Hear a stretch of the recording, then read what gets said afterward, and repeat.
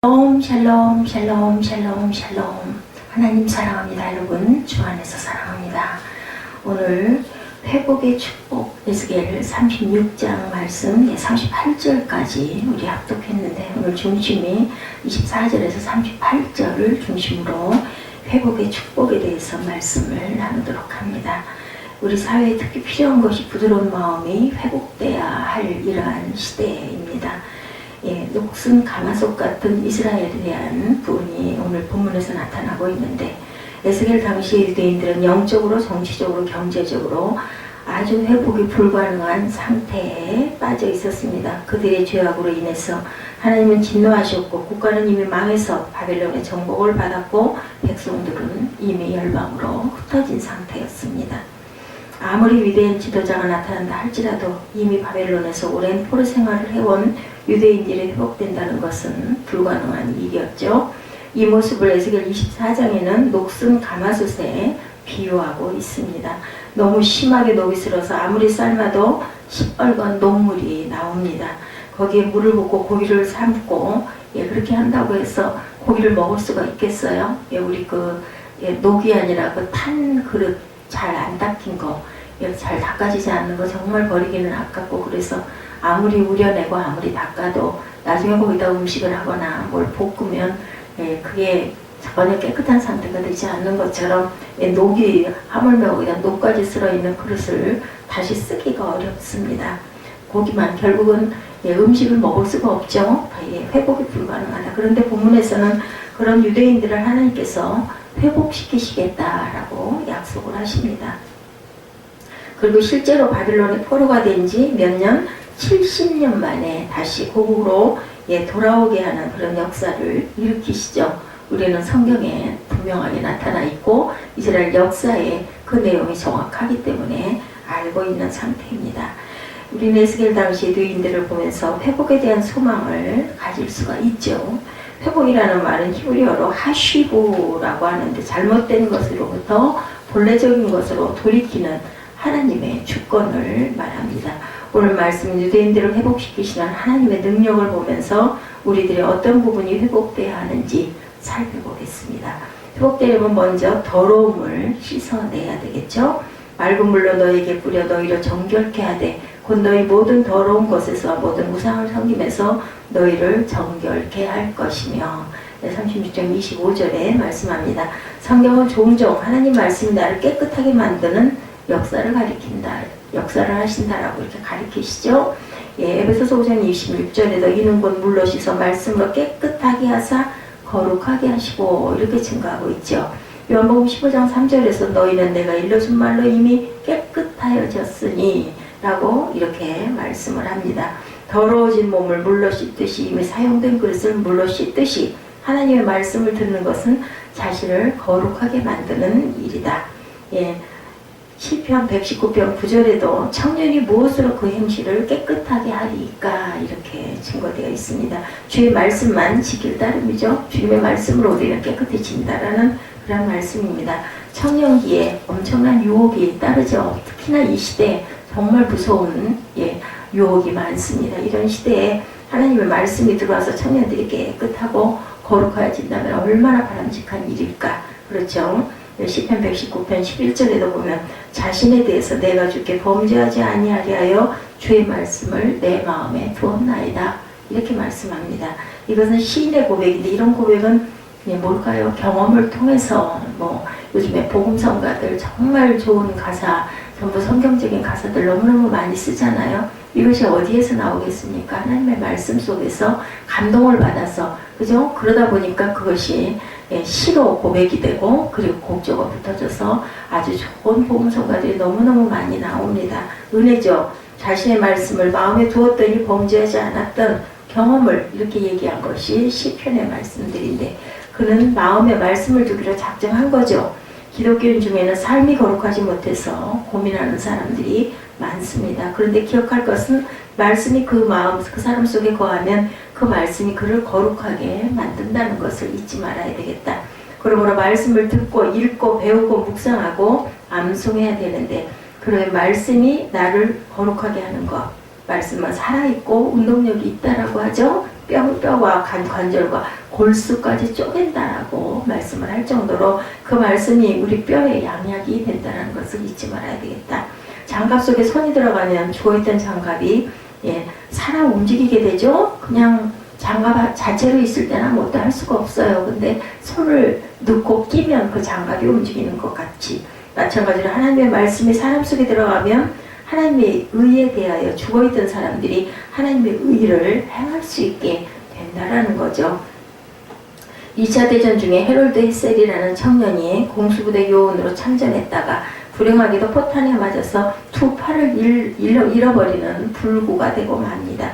그는 이제 나는 쓸모없는 고깃덩어리가 되었구나 하고 절망하던 중에 전도를 받고 교회에 나가서 야훼를 낭망하는 자는 새 힘을 얻는다라는 설교를 듣고 그 마음에 새로운 힘이 솟았어요. 말씀이 그 사람을 변화시키기 시작했죠. 마음의 변화가 일어나기 시작한 그는 무엇인가를 해야겠다는 마음을 먹었고 그를 돕고자 하는 의사로부터 쇠붙이로 손, 의술을 받게 됩니다. 그는 그 손으로 글씨도 쓰고 나중에는 타자까지 칠 수가 있었다고 하죠.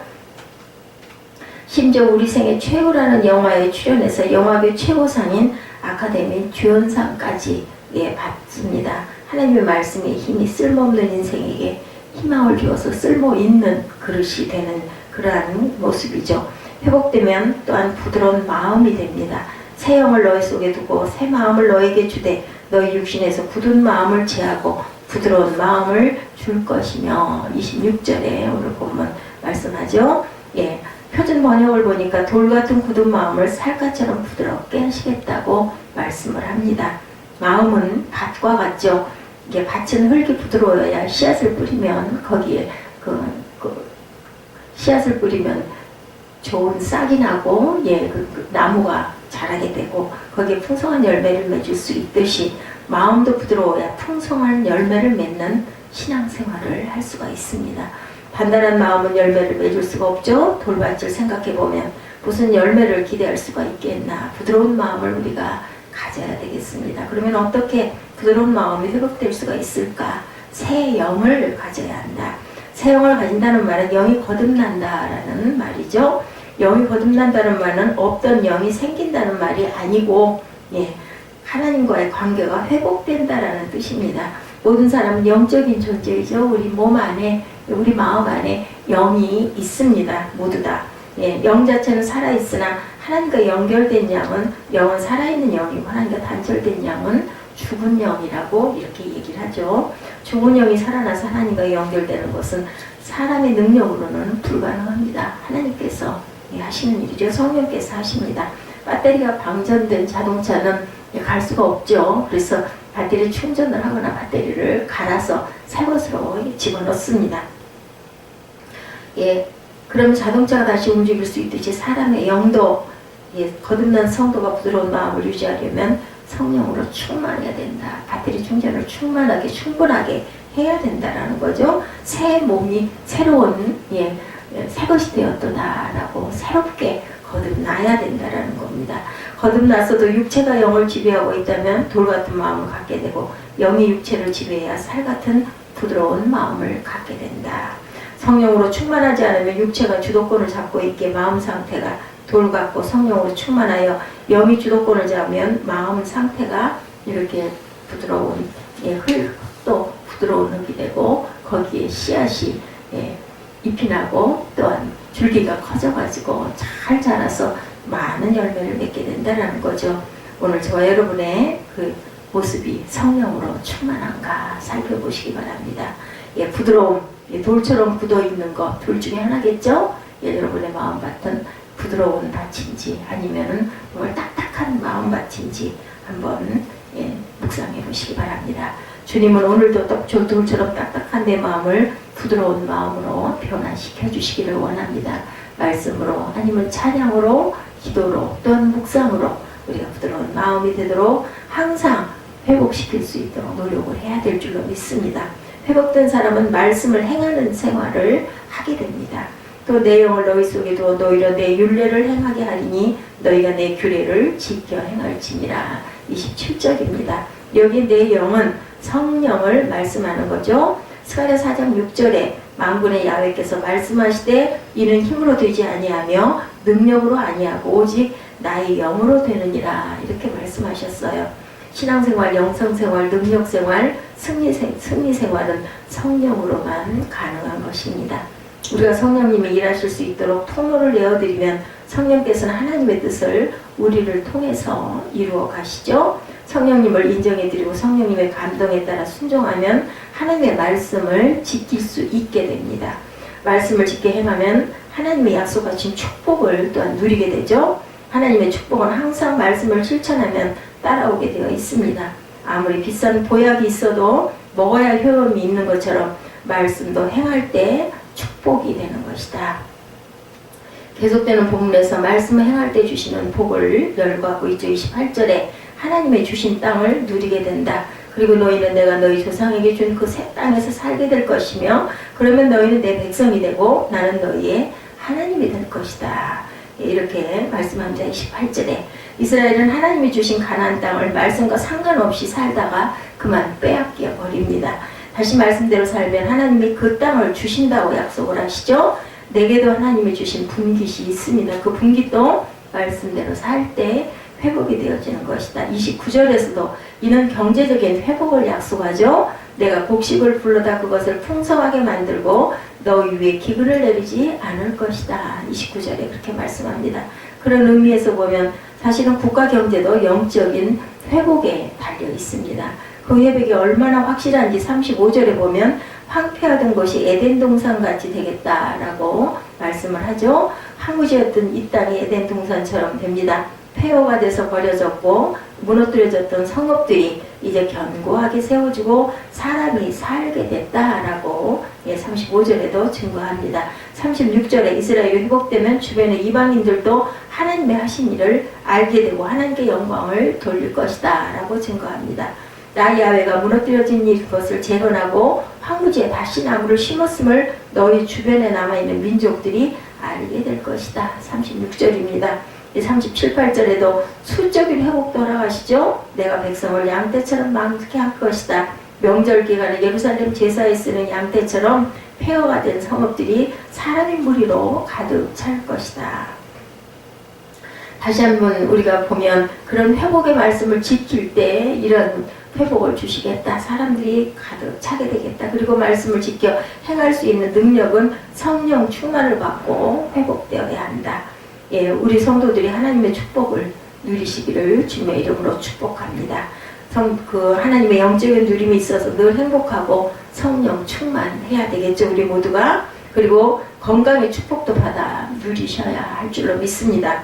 또한 경제적인 누림도 있어서 부족함이 없이 하나님의 일을 하고도 우리가 기쁘게 생활할 수가 있어야 되겠죠. 레위기 47장에 보면 에스겔 47장에 보면 성전 동문에서 흐르는 물이 강을 이루고 그 강물이 흐르는 곳마다 회복되고 풍성한 역사가 일어나죠. 그런데 거기서 말하는 강물이 성령을 상징하고 있습니다.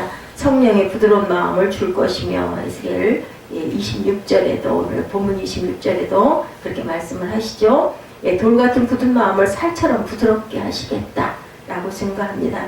마음은 밭과 같습니다. 마음 밭 이렇게 얘기하죠. 밭은 흙이 부드러워야 씨앗을 뿌리면 풍성한 열매를 맺을 수 있듯이 마음도 부드러워야 풍성한 열매를 맺는 신앙생활을 할 수가 있다는 거죠. 단단한 마음은 열매를 맺을 수가 없고 우리가 돌밭을 생각해 볼 때 거기서 무슨 열매를 기대할 수가 있을까? 부드러운 마음을 우리는 가져야 되겠다. 그러면 어떻게 부드러운 마음이 회복될 수 있을까? 새 영을 가져야 합니다. 새 영을 가진다는 말은 영이 거듭난다라는 말이죠. 영이 거듭난다는 말은 없던 영이 생긴다는 말이 아니라 하나님과의 회복이 일어난다는 것입니다.